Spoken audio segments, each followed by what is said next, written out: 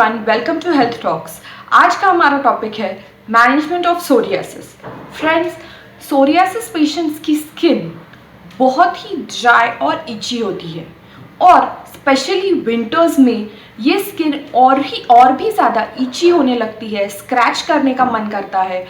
और अगर हम स्क्रैच करते हैं तो स्किन में या तो ब्लीडिंग होती है या फिर जो स्केल्स होते हैं सोरियासिस के स्किन पे वो नीचे गिरते हैं और ये ओवरऑल पिक्चर बहुत ही ख़राब लगता है दिखने में। आज मैं आपको 5 ऐसी इंपॉर्टेंट टिप्स दूंगी जिससे आप अपनी स्किन मॉइस्चराइज रख सकते हैं विंटर्स में और उससे आपकी स्क्रैचिंग की तकलीफ भी दूर हो जाएगी। शुरू करते हैं टिप नंबर 1 से। The first important tip is avoid soap. Yes friends, soap जो होती है वो आपके स्किन को और भी ज़्यादा ड्राई बना देती है और इसीलिए मेरा फर्स्ट सजेशन ये होगा कि avoid use of soap and instead you can mix the typical जो हम बचपन में बच्चों को लगाते हैं, जैसे कि चने की दाल, मलाई, दूध और हनी। ये जो मिक्सचर है वो मिक्स करके आप इंस्टेड ऑफ सोप यूज़ कर सकते हैं जिससे आपकी स्किन मॉइस्चराइज रहेगी। Then the second important tip is use of sesame oil, that is तिल का तेल। तिल का तेल ये कोकोनट ऑयल से बहुत ही ज़्यादा फायदेमंद होता है। जो कोकोनट ऑयल यूज़ करते हैं हम स्किन को अप्लाई करने के लिए, उससे मॉइस्चराइजेशन तो मिलता है लेकिन थोड़ी देर बाद स्किन ड्राई होने लगती है। लेकिन जो सीसम ऑयल, सेसमी ऑयल जिसे हम कहते हैं, यानी तिल का तेल, ये स्किन के डीप लेयर्स को पेनिट्रेट करता है और स्किन को काफ़ी लंबे समय तक मॉइस्चराइज रखने में मदद करता है और इसीलिए मैं सजेस्ट करूँगी यूज़ ऑफ तिल का तेल instead of coconut oil. The third point is, or the third tip in management is use of proper moisturizer. Friends, हमारी स्किन रात में सबसे ज़्यादा डिहाइड्रेट होती है और इसीलिए सुबह उठने के बाद ईचिंग, स्क्रैचिंग, ड्राइनेस ये ज़्यादा फील होता है विंटर्स में और इसीलिए प्रॉपर मॉइस्चराइज करना स्किन को सोने से पहले बहुत ही ज़्यादा ज़रूरी है। इसीलिए आई would suggest using a proper moisturising cream for your skin at night. अगर मॉइस्चराइजिंग क्रीम अवेलेबल नहीं है तो आप सिंपल पेट्रोलियम जेली यानी कि वैसलीन भी यूज़ कर सकते हैं। आप एलोवेरा जेल का भी इस्तेमाल कर सकते हैं to keep your skin properly moisturized during night time.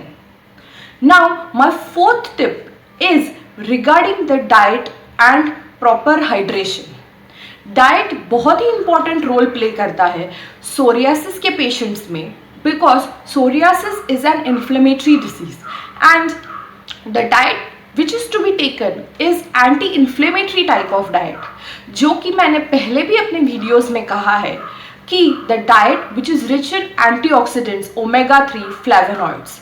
अब ये किन किन चीज़ों में होते हैं? तो first important thing is berries, strawberry, blackberry या फिर ब्लूबेरी।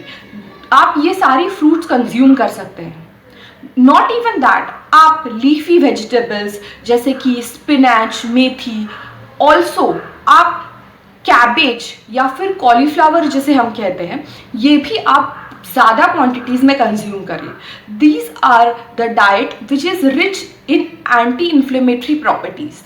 आप उसके साथ ही टोफू यानी कि paneer made from soya milk जो प्रोटीन रिच होता है, या फिर जो स्प्राउट्स होते हैं उनका भी इस्तेमाल कर सकते हैं। These all things prove to be very beneficial for psoriatic patients. साथ ही आई वुड सजेस्ट कि proper hydration is very important. A minimum 3 liters of water consumption is very essential for psoriasis patient. Winters में ज़्यादा water consume नहीं हो पाता है, but you have an alternative for that कि आप पानी को थोड़ा सा गुनगुना करके पी सकते हैं, लेकिन water consumption of minimum 3 litres is very important. Now my last and most important tip is switching your medicine to homeopathy. Homeopathy ये एक ऐसा साइंस है जो कि आपके बॉडी के अंदर के नेचुरल मैकेनिज्म को एक्टिवेट करता है टू हील इटसेल्फ. और इसीलिए काफ़ी पेशेंट्स को स्किन डिसऑर्डर्स में होम्योपैथी के काफ़ी बेनिफिट्स मिलते हैं. और इसीलिए आई would suggest taking homeopathic medicine instead of any type of external topical application, especially which are rich in steroids. As we all know, steroids are or steroid applications are not at all beneficial or have side effects for the skin. So homeopathy is very essential or very good science for psoriatic patients. लेकिन उसके लिए एक proper case taking बहुत ही ज़रूरी है. And if you are interested in case taking, you can contact to me at the email ID given below. So this is it for today. Hope you liked the video and don't forget to like, share and subscribe Health Talks for more health related videos.